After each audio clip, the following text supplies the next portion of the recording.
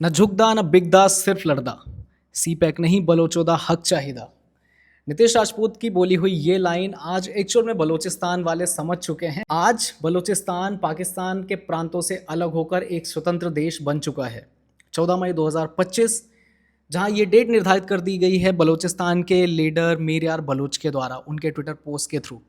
Secondary, उन्हीं मीर यार बलूच ने यह भी बोला है कि हम 11 अगस्त 1947 को ही आज़ाद हो चुके थे, जब भारत और पाकिस्तान का बंटवारा हुआ था और अंग्रेज छोड़कर ये देश गए थे तभी। अब कुछ ऐसे की फैक्टर्स जो आपको जान लेने चाहिए कि आज बलूचिस्तान इतना डिमांडिंग पोजीशन में क्यों है चाइना और पाकिस्तान के लिए। जब भारत और पाकिस्तान का बंटवारा हुआ तो पाकिस्तान 4 प्रांतों से मिलकर एक पाकिस्तान देश बना, जिसमें से पहला प्रांत था खैबर पख्तूनख्वा यानी KPK, दूसरा प्रांत था पंजाब जो इंडिया के बॉर्डर से लगा हुआ है, तीसरा प्रांत था सिंध एंड चौथा प्रांत था सबसे इंपॉर्टेंट बलूचिस्तान। आज बलूचिस्तान की इंपॉर्टेंस सबसे ज़्यादा इसलिए है क्योंकि बलूचिस्तान ईरान अफ़गान के बॉर्डर से लगा हुआ है और एक इंटरनेशनली ट्रेडर सपोर्ट को एक बहुत बहुत बेसिक आधार देता है। आज उसकी इंपॉर्टेंस इसलिए ज़्यादा है क्योंकि बलूचिस्तान में एक ग्वादर पोर्ट है, वही ग्वादर पोर्ट जिस पे CPEC की कहानी चल रही है, जिस पे चाइना ने $60 बिलियन इन्वेस्ट किए हैं। ग्वादर पोर्ट की कहानी शुरू होती है चाइना से। चाइना में एक जगह काशगार से ग्वादर तक एक पूरा का पूरा सिस्टम बनाने का प्लान था चाइना का, जिसके थ्रू रोड, रेलवेज, इंफ्रास्ट्रक्चर ये सब बनाने के बाद चाइना का प्लान था बलूचिस्तान को दुबई बनाने का। लेकिन आज की डेट में कहानी ये है कि जैसे पाकिस्तान ने बलोचों को पहले धोखा दिया था, उसी तरीके से आज भी धोखा दिया है। पाकिस्तानियों ने दो बार, एक बार नहीं 2 बार कुरान की झूठी कसम दिलवा के बलोचों के लीडर्स को फांसी पे लटका दिया। जब से बलोचों ने खुद को स्वतंत्र देश घोषित किया है तब से लेकर आज तक 2025 तक पाकिस्तानियों ने कितनी बार उनके पीठ में खंजर मारा है, ये पूरे वर्ल्ड को जानना चाहिए।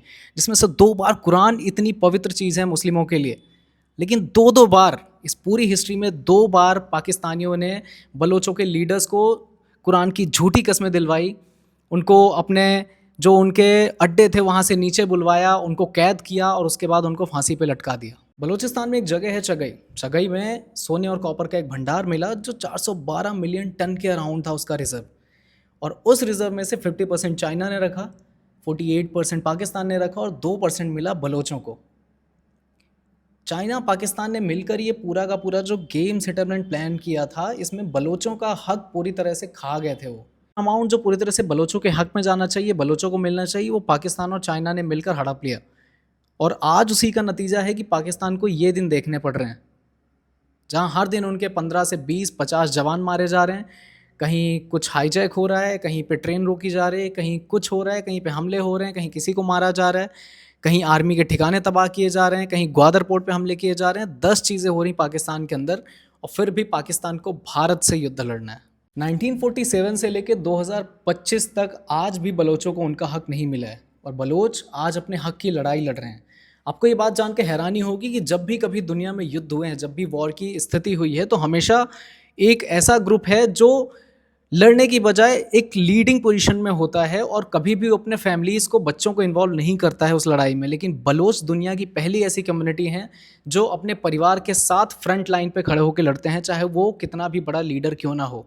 और यही बात बलोचों को पूरी दुनिया में अलग बनाती है। आज BLA यानी बलूचिस्तान लिबरेशन आर्मी का इतना ज़्यादा भयंकर तरीके से अटैक करना पाकिस्तान के ऊपर जायज़ भी है, क्योंकि पाकिस्तान ने पिछले 50 सालों में, 70 सालों में, 80 सालों में बलोचों को बहुत सारे धोखे दिए हैं, एक के बाद एक। जहाँ पे बलोचों की कम्युनिटीज़ को उनके हक की चीज़ें मिलनी चाहिए थी, वहाँ पाकिस्तान ने अपनी मनमानी की, अपनी आर्मी को परमानेंट रखा, उनके ऊपर जुल्म किए, उनके बच्चों को मारा, ट्रकों में भर भर के बच्चे मारे गए हैं। और आज जो बलोच कर रहे हैं वो बहुत हद तक सही भी है। अपने गुरिल्ला वॉरफेयर को जिंदा रखते हुए आज बलोचों ने अपने पूर्वजों का सम्मान करते हुए आखिरकार अपनी स्वतंत्रता हासिल कर ली है। So what you think, let me know in the comment section कि क्या इंडिया को बलूचिस्तान का साथ देना चाहिए, क्या हम भारतीयों को बलोचियों के साथ में खड़े होना चाहिए?